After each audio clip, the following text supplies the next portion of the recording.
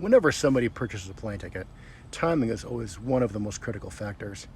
Airlines make schedule changes all the time to ticketed reservations, but I've never seen anything like this summer. Pilot shortages, jet fuel shortages, schedule irregularities are getting pretty regular. Here are some tips that you should know to make the most if your ticket gets changed. First, know that airlines each make their own policy, so check with the carrier to see what could apply for your fix. Second, a schedule change has to be pretty rough for these to qualify. For example, usually more than 2 to 4 hour difference to arrival or departure time. Some fixes kick in at half an hour. A connection is added is almost always a gimme, or if it misconnects, which means that it doesn't meet the scheduled minimum amount of time for that connection as defined by the connecting airport. Those are the kind of things that'll normally do it. So let's get to those fixes. First, we have what's called a cabin to cabin, which means, example, when the ticket was bought, there was a 1 p.m. that was perfect, but just too expensive. So you went with the 11 a.m., which got bumped back to a 7 a.m. The 1 p.m. happens to be unaffected.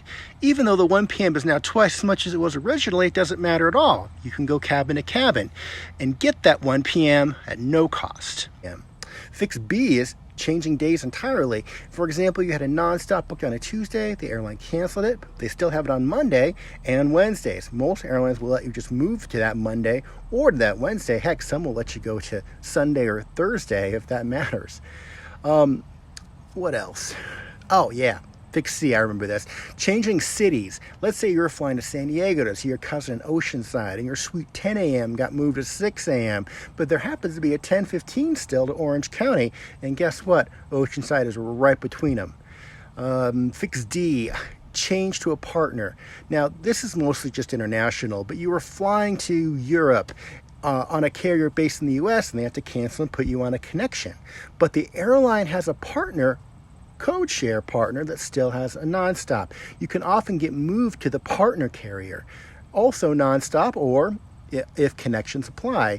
And then there's the big one, refund it. Now, whenever you have a schedule change that's bad, you should always check to see if the ticket price has dropped on other carriers, because it's possible it has, and you can refund your first ticket and just buy the other ticket with the other carrier. Now, you have to remember the refund won't be instant, so you have to make sure you can float the funds until that refund comes in, and just go ahead and do it. So also remember that with the exception of the refund, usually some of these will only work on a few carriers, and then we have the specific conditions, do change. But, sometimes you actually can have a schedule change and to improve an overall trip, and I love it when that happens. Now, if you don't have a good travel agent like me, and I don't take everybody, just go ahead and Google the contract of carriage, call the airline. These are the kind of questions you want to ask them if you're a travel agent. You want to look to your